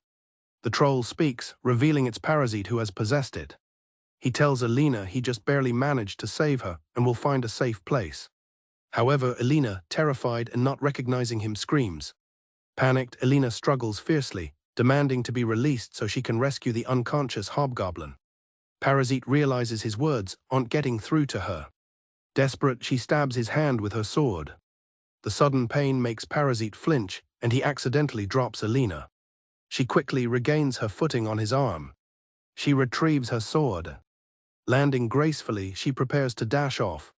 Ignoring the troll's pleas, Elena dashes towards the motionless hobgoblin. She is determined to save the one she believes is Parasite. Parasite is trapped by the brawling trolls, unable to reach Elena. She is knocked off balance by a powerful blow from another troll.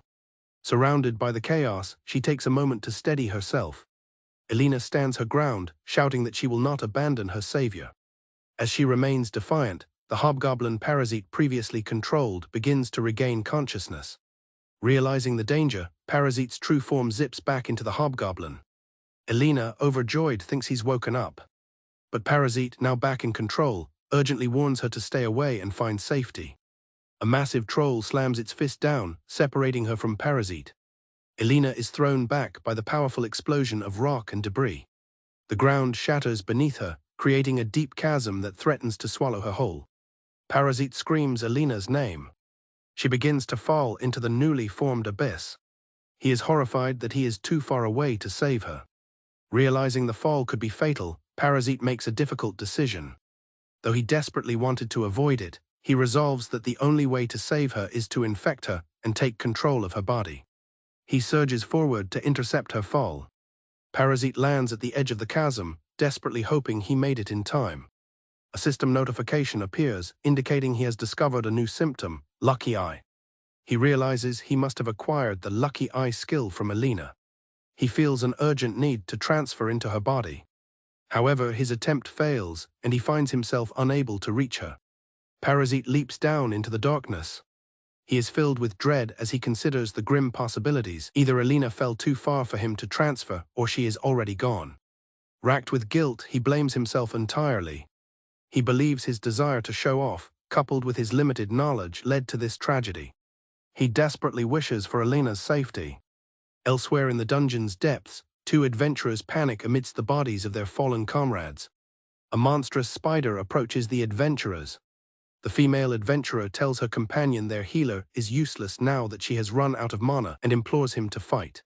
He grabs her arm with a desperate look. Deciding to save himself, he shoves the woman towards the monster, intending to use her as a decoy. He declares he won't die protecting a stranger. She screams as she is thrown into the creature's path. Just as the monster is about to devour her, Parasite swoops in, slicing the beast's head with a powerful blow. The two stunned adventurers can only watch in disbelief. Parasite scans his surroundings, noting Elena is not there. The woman stares, wondering what kind of monster he is, then notices he's wearing an adventurer's tag. Parasite asks her if she's seen a girl matching Elena's description. She nervously replies that she has not. He turns to the cowardly man and instructs him to get the woman out of the dungeon safely. He reminds the man of the importance of protecting his companions. With that, Parasite leaps away, resuming his search for Elena. Having searched for hours without success, Parasite finds no trace of Elena. He worries that she either moved on her own or was captured by a monster. Just as he considers this, he is ambushed by a serpentine creature. Surrounded by more monsters, Parasite grows frustrated. Declaring he doesn't have time to mess around, he immediately prepares to fight back. He activates his magic thread and acid secretion skills. He dispatches his attackers. He feels the toll of the endless fighting and self-healing, noting that his crisis detection skill failed to warn him. Nevertheless, he resolves to press on. He is driven by the thought that Alina may still be counting on him. Suddenly, a mysterious light binds Parasite. He is rendered completely immobile. An elegant woman appears, remarking that she sensed a presence unlike any monster she had encountered before and has found a peculiar specimen. The woman observes him closely, suggesting it might be too early to call him a monster. She then questions if he might be human and sternly demands an answer. Parasite finds himself completely paralyzed, unable to move a muscle. An elegant elf appears before him, questioning his identity. She notes that while he seems to be in a hurry, she couldn't simply ignore someone as suspicious as him. The elf grows impatient with his silence, warning that his refusal to speak will only make things harder. She then realizes he is still under the effects of her immobilization magic. She casts a spell to allow him to talk. Now able to speak, Parasite is stunned to see an elf exploring the lower levels solo. He recognizes her immense power, far surpassing any mage he's encountered before. Realizing he's outmatched, he decides the safest course of action is to cooperate and cautiously tells her that he is human. The elf immediately calls him a liar, flicking his helmet and stating he has the likelihood of a hobgoblin. Frustrated, Parasite retorts that there was no point in asking if she already knew. The elf calms him down, introducing herself as a member of the guild's staff, currently on patrol. Parasite connects her role to the guild's reception desk staff. The elf explains that she patrols the dungeon to eliminate any dangerous monsters that might threaten the city. This revelation alarms Parasite. Her job is to kill monsters like him. He contemplates transferring his consciousness to a nearby creature to escape, but she seems to sense his intent.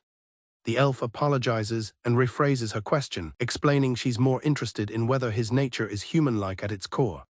She reveals that she has been observing his actions for a while, specifically mentioning that she witnessed him save the troubled adventurers earlier. She elaborates that a normal hobgoblin wouldn't help someone. His adventurer's dog tag further proves his unique situation. She explains that the guild is accommodating to individuals with unusual circumstances, so being a hobgoblin isn't necessarily a problem. She assures him she won't detain him if he simply wants to live a peaceful life. Parasite explains that he is searching for a very important friend who has disappeared. He reflects on how before meeting her, he acted like a typical monster with no thought of attacking people. Now he has decided to live an inconspicuous life watching over her. He urgently begs to be released so he can resume his search. After a moment of thought, the elf agrees. She clarifies, however, that she won't assist in his search, as the guild cannot help every adventurer who gets into trouble through their own misjudgment. As she releases him, the elf genuinely hopes he finds his friend safe and sound. She offers a handshake, a gesture of trust. Parasite hesitates, knowing he could exploit this contact to absorb her abilities, but decides to take her hand anyway. The moment their hands touch, Parasite activates his ability, discovering a host of powerful symptoms from the elf. Internally, he apologizes, justifying his actions by his desperate need for more power. He considers the risk he took. While borrowing her body would have been ideal, it was too dangerous. Still, acquiring her powerful symptoms is a significant gain. He thanks her profusely and turns to leave. She stops him, offering a final word of advice. She delivers a chilling warning: should he ever be deemed a threat to the city, she will eliminate him without mercy. Seeing his reaction, she quickly dismisses it as a hypothetical and tells him to lighten up. As she departs to resume her patrol, she suggests they might meet again at the guild. Feeling safe for now, Parasite resolves to live quietly once he finds Alina. He continues his search, but finds the lower floors more complex and difficult to navigate. He decides to retrace his steps to where they fell. As he moves on, he suddenly feels that something is wrong. Retracing his path, he notices the monsters he killed have vanished, something that didn't happen on the upper floors. He soon discovers the path ends in a dead end. The entire area where he landed has completely changed, and he wonders if the dungeon floor itself can regenerate. This realization makes finding Alina seem almost impossible. Suddenly, a glowing magic circle appeared on the ground. From the light, a ferocious tiger-like monster emerged. The creature immediately lunged at him. Parasite was knocked back by the monster's assault. He noticed the magic circle was still active and wondered if the monster had come from there. Before he could react, another clawed hand reached out from the circle. A powerful force grabbed hold of Parasite. He realized he was being pulled into the magic circle. He found himself warped to a distant location. It was a wide-open area filled with numerous magic circles which he guessed were used by monsters for transport. This gave him a new hope. Perhaps Elena was also warped by one of these, and he could use them to find her faster. Before he could investigate, another tiger monster attacked him. He was surrounded, it was a den, and he realized he'd have to infect them all to proceed. He fought one off, telling it to get away. He then saw another tiger step onto a nearby circle. The tiger that stepped on the circle let out a pained scream as it was suddenly impaled by a hidden trap. Parasite was shocked to discover it was a trap. He realized traps were mixed in with the warping circles, and wandering into one blindly was a bad idea. Recalling the symptoms he gained from the elf, he decided to use his new order ability. After a brief apology, he commanded all the tigers to stand atop a magic circle. The creatures, now under his control, began to comply. The controlled tigers obeyed, but each one was skewered as they stepped onto the circles. To his horror, Parasite realized they were all traps. Only a single, final circle remained glowing. With all the monsters dead, he had no bodies to transfer to and briefly considered finding another way. However, he quickly dismissed the thought. He resolved to press on, remembering that Elena had risked everything for him, and he could not turn back now. It had been too long since he lost her, and she could be in trouble. He vowed to get her back to the surface. With renewed determination, he stepped onto the last circle. The energy from this circle was immensely powerful as it warped him away. He noted that it was far stronger than any he had encountered before. He arrived in a tranquil underground cavern, illuminated by a soft light with a lake at its center. He spotted a familiar figure sitting by the water's edge. It was Elena. He called out to Elena, who turned around, overjoyed to hear his voice. Parasite assured her everything was okay now. She expressed her relief, telling him she knew he would come and had been waiting for him. Parasite, now in his evolved form, told her it was time to go home. Elena's happy expression faded into shock as she looked at him, stammering the word goblin. Elena stared in shock at Parasite's new form, identifying him as a goblin. He noticed her distress and asked what was wrong. Confused by her reaction, he looked around, asking where the goblins were.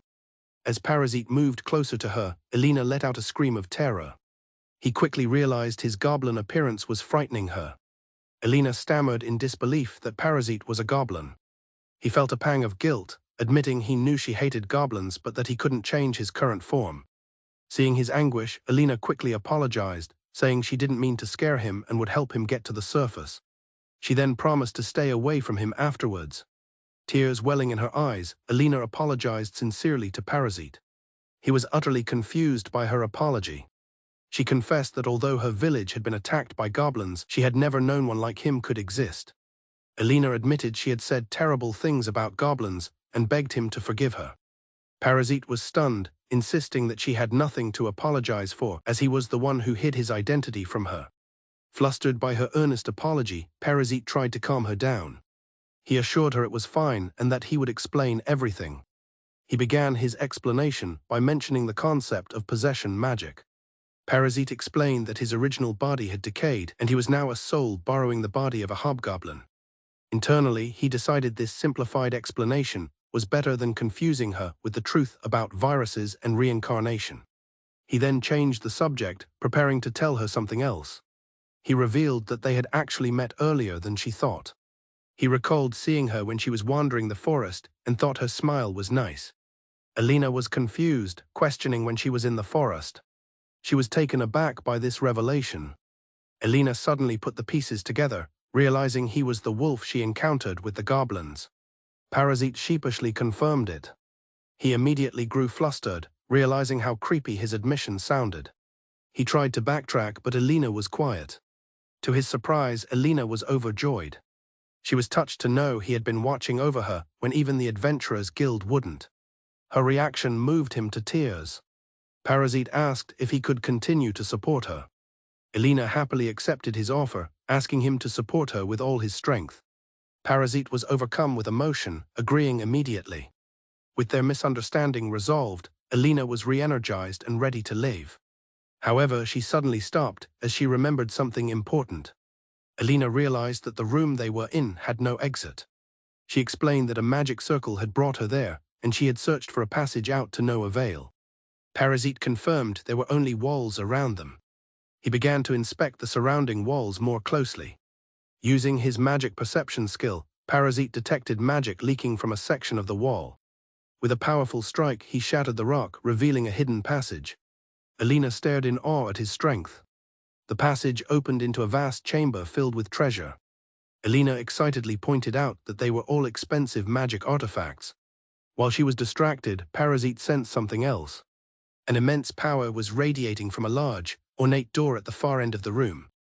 Parasite felt a presence behind the door that was even stronger than the elf he had encountered. He tried to warn Elena that a powerful monster was likely ahead. However, she was too busy equipping herself with the newfound treasures to listen. Elena excitedly suggested it might be a dungeon boss. She explained that they are the strongest class of monster in a dungeon.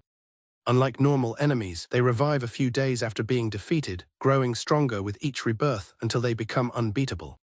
Seeing Elena's concern, Parasite suggests they could try another time. He explains that a book stated the only way to return is by defeating the dungeon's boss. Parasite uses his magic perception skill to scan the area. He senses that the entire room is enveloped in a powerful magic ward designed to keep intruders inside. They find themselves in a treasure room with an ominous door at the far end.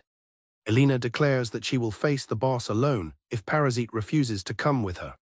Flustered by her sudden resolve, Elena quickly begins to search for equipment. Parasite realizes he also needs to arm himself for the coming battle. Parasite chooses a large machete, sensing its immense magical power. His inner consciousness suggests they should enhance Elena's strength just in case. Elena proudly displays her new set of armor, complete with a sword and shield. Parasite tells her the gear suits her well, while Elena expresses her delight at finally having brand new equipment. Elena is amazed by the high quality of the light magic armor, something far beyond her means. Parasite remarks on its rarity and value, but the slime points out that they must survive to claim it. Now fully equipped, Parasite announces it is time to go, and Elena agrees. Parasite tells Elena to concentrate on protecting herself during the fight. Elena quietly agrees to his plan. He reminds her that a powerful monster is behind the door, but also that she is much stronger now. With renewed determination, he declares that they will make it out alive. Elena responds with a cheerful yes. Parasite reaches out and begins to push the large door open. As the door opens, a wave of energy bursts forth and both prepare for what lies ahead. The door opens to a massive chamber where a lone, hooded figure stands. Parasite and Elena are immediately on guard. The mysterious figure turns towards them. The figure quietly questions if they are human. The slime frantically denies this, insisting that the figure is not a person. The figure's human-like face cracks, revealing its true nature. Parasite urgently shouts for Elena to take cover. A powerful energy beam erupts from the figure's eye. Parasite tackles Elena out of the path of the devastating attack. The blast impacts the wall behind them, and Parasite wonders what kind of creature they are facing. Elena looks on in shock, a dawning realization on her face. Elena identifies their enemy as the Golem Lord. Parasite expresses his confusion, stating this is different from his image of a golem. Elena explains she has heard that Golem Lords look like humans but are extremely hostile to them. Parasite realizes they are fighting a superior species of golem. The slime speculates that the monster must have a core somewhere that can be crushed. Parasite observes that the creature shows no sign of attacking and seems full of openings, making him question if it will be an easy fight. Tired of waiting, Parasite declares he will attack if the Golem Lord will not. The Golem Lord watches him approach. As Parasite closes in, the Golem Lord raises its hand to intercept him. The slime attempts to use its skills, but finds itself unable to keep up. Realizing his mistake, Parasite decides to focus all his magic power into his machete for a decisive strike. The Golem Lord easily deflects Parasite's powerful attack with its arm. The force of the blow causes a slight crack to appear on the Golem Lord's arm. The impact causes more of the Golem Lord's face to crumble away, revealing its glowing, mechanical eye. The Golem Lord stands firm, its arm cracked from the previous blow. Parasite realizes the immense danger he's in, knowing a direct hit at this range would be devastating. Just as the Golem Lord prepares to strike, Elena leaps into action, aiming her sword at the creature. She lets out a determined battle cry. Elena lands a powerful blow, creating a diversion. Parasite cries out her name in alarm. He watches in shock as the Golem Lord moves to intercept her. The Golem Lord successfully blocks Elena's attack. She struggles against its immense strength. Parasite's inner slime marvels at her rapidly improving battle skills and natural talent. Realizing Elena has created an opening for him, Parasite shakes off his surprise. He lunges forward, joining the attack. Parasite wonders if the creature can perceive attacks from all directions. He senses the magical energy around its body growing stronger. The Golem Lord halts their combined assault with a sudden burst of magical energy, repelling them both. Elena braces herself from the impact of the blast. Parasite quickly checks on Elena, who reassures him she's unharmed. He thanks her for her help, relieved that her magic armor protected her. Meanwhile, his inner self regrets not trying to infect the Golem Lord when they were separated. The slime attempts to infect the Golem Lord from a distance, but the ability fails. Parasite realizes, with frustration, that his infection might not work on a mechanical being. Still, Parasite holds onto a sliver of hope, reasoning that if he could infect a skeleton, a golem might also be susceptible. He charges forward again, but the Golem Lord swiftly dodges his attack. The golem lands a sharp counterattack on Parasite. Finding no openings, Parasite speculates that the Golem Lord has adapted its fighting style to counter his melee approach. In that case, he decides to try a new tactic. Parasite strikes with a new technique, vowing to defeat the golem before it can analyze him. The attack pierces the Golem Lord, causing a black liquid to spill out which the slime identifies as a fuel source, noting that the creature's joints are its weak points. As Parasite lands another precise strike on a joint, the infection finally takes hold. The slime's analysis begins, identifying the Golem Lord's magic steel armor and its various magical aptitudes. The slime celebrates the successful infection. Parasite declares that it is too late for the Golem Lord to escape, as he will now induce negative symptoms like muscle relaxation and paralysis. He unleashes a powerful beam of energy toward his foe. The attack has no effect. Paralysis and muscle relaxation are useless against a machine. The slime realizes it needs to significantly increase the infection level to induce any negative symptoms or to attempt a complete takeover. The idea of a takeover momentarily startles the slime. Noting the Golem Lord's human-like appearance, the slime decides not to destroy the creature, thinking it could be a useful body for moving around in a city. Elena is aghast at this decision, reminding him that they must defeat the boss to escape the dungeon. The slime reveals its true plan. Instead of destroying the Golem Lord, it will transfer its consciousness into it. Elena recognizes this as the power of possession Parasite had mentioned, but Parasite's host body realizes he can't transfer yet and must first increase the infection level. The hobgoblin muses that the Golem Lord's human-like form is a perfect vessel, and since it's a mindless machine, he has no qualms about taking it over. Parasite determines that to possess it, he must first increase the infection level by causing more damage. He decides to utilize some of the symptoms and techniques he learned from the previous golem, activating his analytical abilities. His analysis reveals two sources of magical power within the Golem Lord, one in its head and another in its chest, which he identifies as its cause. The slime concludes that since their goal is possession, they must be careful not to destroy the body completely. Having formulated a plan, the hobgoblin turns to Elena, warning her to stay back for her own safety while he weakens the golem. Elena reluctantly agrees. He resolves to unleash his full potential and end the fight in a single, decisive blow before his opponent can analyze him. The hobgoblin lunges forward. The Golem Lord is quick to react, conjuring a magic thread to defend itself. Parasite's technique insight detects a surge of magical power, identifying it as earth magic. A massive wall of rock erupts from the ground, blocking the hobgoblin's path. Undeterred, the hobgoblin channels his strength, enhancing his arm with multiple power-boosting skills. He smashes through the stone barrier with a single mighty punch.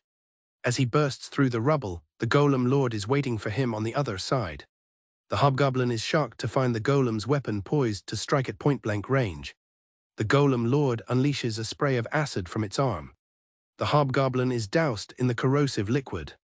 He notes that a hobgoblin capable of spitting acid is unprecedented, making him a natural counter to an enemy that fights based on accumulated data. He sees the Golem Lord immediately begin to repair the damage. Seizing the opportunity while the Golem Lord is preoccupied with repairs, the hobgoblin rips a massive boulder from the cave wall. He hurls the rock with all his might, intending to crush his opponent before it can finish regenerating.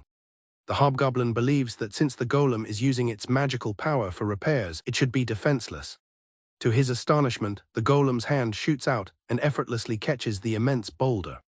With a casual flex of its fingers, the Golem Lord crushes the boulder into dust, shocking the hobgoblin. The golem's chest plate opens, revealing a brightly glowing core. Spotting the exposed core, Parasite rushes forward, determined to infect it before it can be repaired.